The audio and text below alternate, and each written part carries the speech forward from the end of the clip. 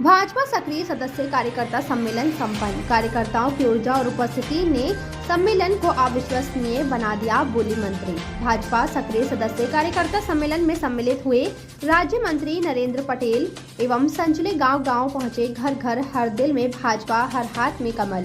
बरेली स्थित शिवा गार्डन पहुंचकर उदयपुरा विधानसभा के भाजपा सक्रिय सदस्य कार्यकर्ता सम्मेलन में सम्मिलित हुए। मंत्री पटेल एवं सभी श्रेष्ठ कार्यकर्ताओं को संबोधित किया।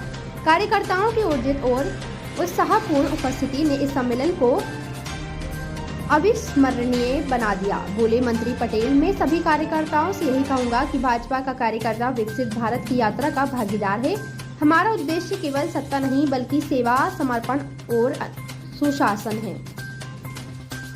ये शरीर जो आपके सामने है, एक दूसरे को हम देख पा रहे हैं। हम सबके अंदर एक मन है जो इधर उधर 25 के बीच में 11 साल की यात्रा पूरी हुई है और 2047 तक हमें पहुंचना है, तो अभी 22 साल की यात्रा और बाकी है। यानी 11 साल की पूरी हो गई, 22 साल की बाकी है, 1/3 पूरी हो गई, 2/3 बाकी है। और कोई भी हम 2 मंजिल इमारत बनाते हैं तो 1/3 उसका फाउंडेशन खोदते हैं, 2/3 ऊपर ले जाते हैं, तभी तो फाउंडेशन बनाने का काम हुआ है दोस्तों। इमारत बनने का काम तो अभी बाकी है।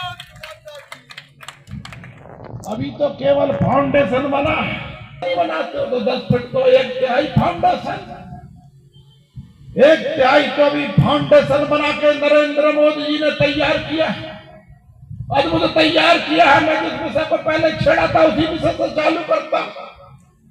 370 धारा को हाथ मत लगा देना, नहीं तो खून की नदियां बह जाएंगी। कश्मीर में तिरंगा झंडा उठाने वाला नहीं बचेगा। 370 धारा हट भी गई, खून की एक बूंद नहीं बही और कश्मीर के चप्पे पर तिरंगा झंडा फहरा रहा है, तिरंगा झंडा फहरा रहा है। सक्षम सरकार।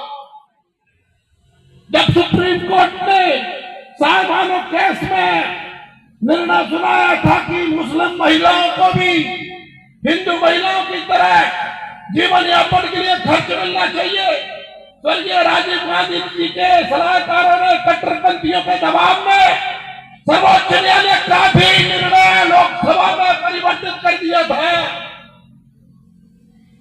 लेकिन नरेंद्र मोदी जी की सरकार ने 3 तलाक पर भी प्रतिबंध लगा दिया, 3 तलाक पर भी प्रतिबंध लगा दिया। रोड पर उतर आएंगे, उतर आओ भैया, किस किस को उतर आओ, हाँ निपट लेंगे, चिंता नहीं कर रहे हैं। गरीब मुस्लिम को उसमें कुछ नहीं मिल रहा, केवल जो भूमाफिया है, जो बड़े लोग हैं, वो उन संपत्तियों का केवल अपने हित में दोहन कर रहे हैं। अब नरेंद्र मोदी जी की सरकार में रात के 2 बजे तक बैठकर लोकसभा और राज्यसभा में पूर्ण बहुमत के साथ प्रस्ताव पारित कर दिया। अब उन संपत्तियों का उपयोग गरीब मुसलमानों की शिक्षा में होगा, गरीब मुसलमानों के रोजगार में होगा। ये है नरेंद्र मोदी जी की सरकार। भारतीय जनता पार्टी के 3 ऐसे मुद्दे थे जो सारी राजनीतिक पार्टियों से अलग थे। पार्टी विद डिफरेंस की परिभाषा जब आती थी उन 3 मुद्दों की बात होती थी। पहला मुद्दा था 370 धारा, आपकी आंखों के सामने हट गई।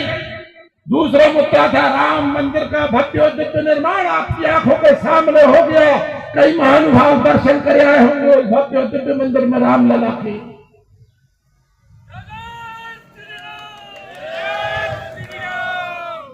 तीसरा मुद्दा भी और है, यूनिफॉर्म सिविल कोड, समान नागरिक संहिता। भाई तुम्हारी शरीयत में, तुम्हारी हदीसों में तुम्हें यदि जीना है तो हमें कोई आपत्ति नहीं है, उसके लिए बांग्लादेश और पाकिस्तान बने हुए हैं। और जिम्मेदारी दे रहा। हाँ, वो भजन लाल जी भी पता नहीं कहां बैठे थे उस दिन विधायकों की बैठक में। और डॉक्टर मोहन यादव जी तो हमारे पास बैठे थे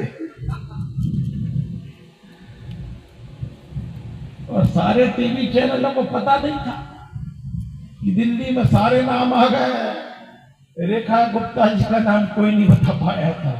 तो भारतीय जनता पार्टी जिस दिशा में जा रही है, कार्यकर्ता बंधुओं, बस कमर की पेटी भी बांध कर रखना, पता नहीं कब किसका कहाँ नंबर लग जाए।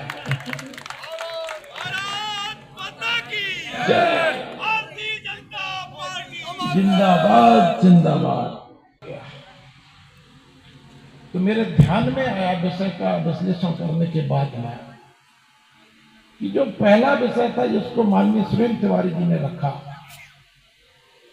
वो था भूतकाल। भूतकाल में हमारी पार्टी के द्वारा की गई विकास यात्रा, वो है वर्तमान काल कि हमने क्या परिवर्तन, भारतीय जनता पार्टी ने क्या परिवर्तन भारत में कर दिया।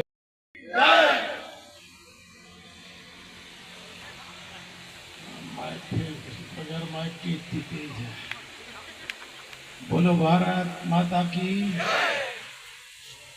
अभी से भैया के ज्यादा जोर से लगा रहा, हमारे में कम जोर से लगा। बोलो भारत माता की, भारत माता की,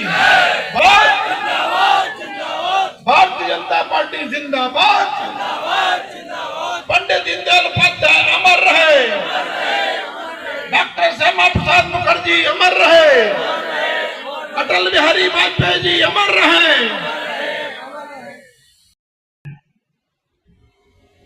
करूंगा उनकी बात आगे।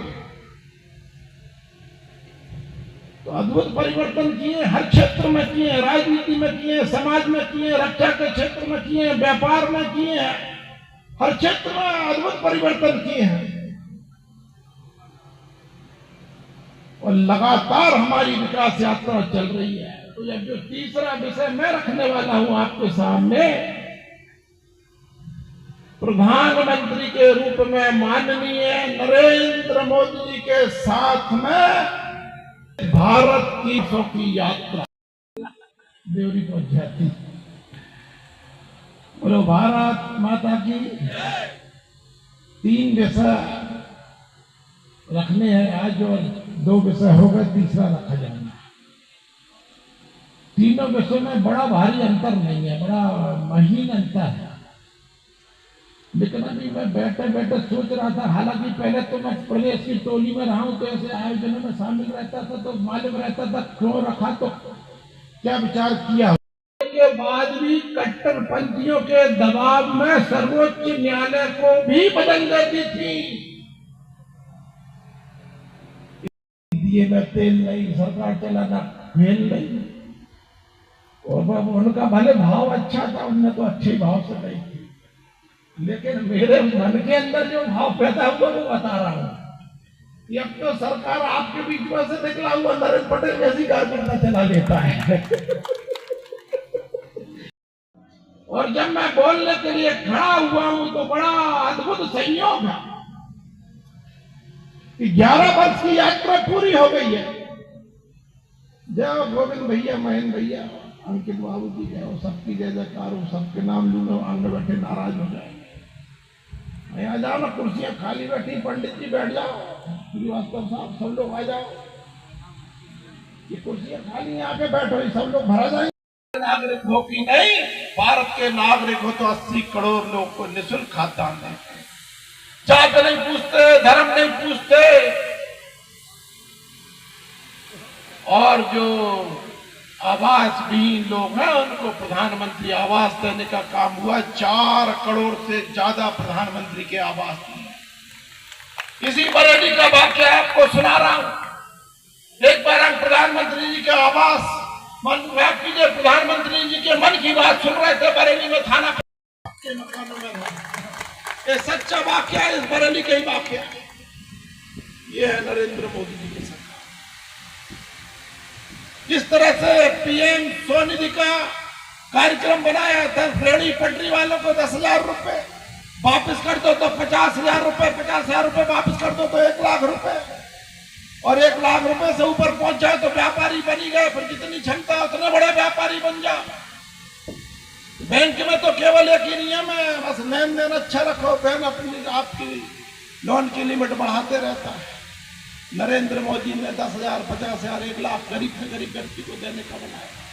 मुद्रा लोन योजना बनाई, करोड़ों नौजवान साथी उससे लाभान्वित हो रहा है। Startup India, stand up India, नई नई योजनाएं बनाई।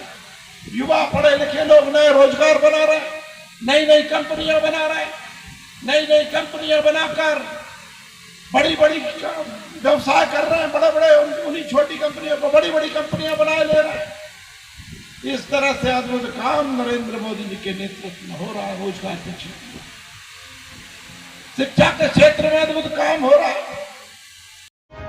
मुद्दे की बात चौरसिया सिस्टर के साथ देखते रहिए स्टार इंडिया न्यूज चैनल पर।